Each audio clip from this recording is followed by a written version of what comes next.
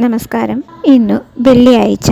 സാമ്പത്തിക പുരോഗതിക്കും ധനപരമായ ക്ലേശങ്ങൾ മാറുന്നതിനും ലക്ഷ്മി ദേവിയെ ഭജിക്കുവാൻ പറ്റിയ നല്ല ദിവസം. ഇന്ന് മഹാലക്ഷ്മി പ്രീതികരമായ മന്ത്രങ്ങളും നാമങ്ങളും ജപിച്ച് ഐശ്വര്യദേവതയുടെ അനുഗ്രഹം നേടിയാൽ സാമ്പത്തിക ബുദ്ധിമുട്ടുകളിൽ നിന്ന് മുക്തി നേടുന്നതാണ്. ആദിപരാശക്തിയെ പ്രാർത്ഥിക്കുന്നതിലൂടെ ദേവീ കടാക്ഷത്തിനും ഐശ്വര്യത്തിനും സാമ്പത്തിക ബുദ്ധിമുട്ടുകൾ മാറുന്നതിനും ദാരിദ്ര്യദുഃഖനാശത്തിനും ഉത്തമമാണ്. വെള്ളിയാഴ്ച ദിവസങ്ങളിൽ മഹാലക്ഷ്മിയുടെ ഫോട്ടോ ഉണ്ടെങ്കിൽ അതിനു മുന്നിൽ ഒരു നെയ്വിളക്ക് കൊളുത്തി വയ്ക്കുക. വടക്ക് ദർശനമായി വേണം ഈ നെയ്വിളക്ക് കൊളുത്തി വയ്ക്കുവാനായിട്ട്.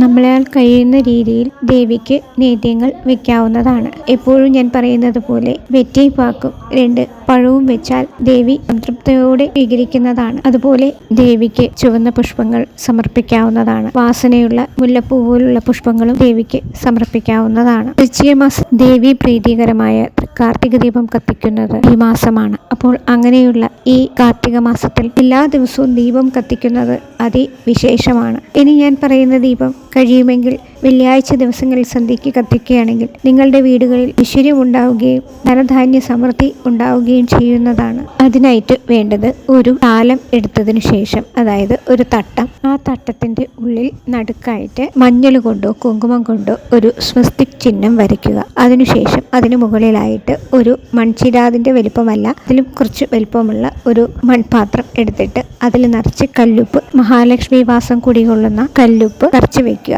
ചെറിയൊരു മൺ ബൗൾ പോലെയുള്ള പാത്രം മതി. അതിൽ കല്ലുപ്പ് നിറച്ചിട്ട് അതിന്റെ മുകളിലായിട്ട് 2 മൺചിരാതുകൾ വെക്കണം. താഴെ ഒരു മൺചിരാതിൽ ഏലക്കയും 1 രൂപയുടെ നാണയവും ഇട്ട് വെക്കുക.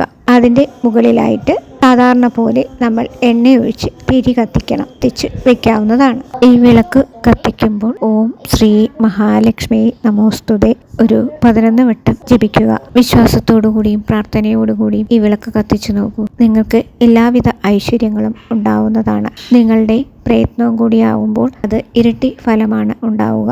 എല്ലാവർക്കും ശ്രീ മഹാലക്ഷ്മി ദേവിയുടെ അനുഗ്രഹം ഉണ്ടാവട്ടെ എന്ന് പ്രാർത്ഥിച്ചുകൊണ്ട്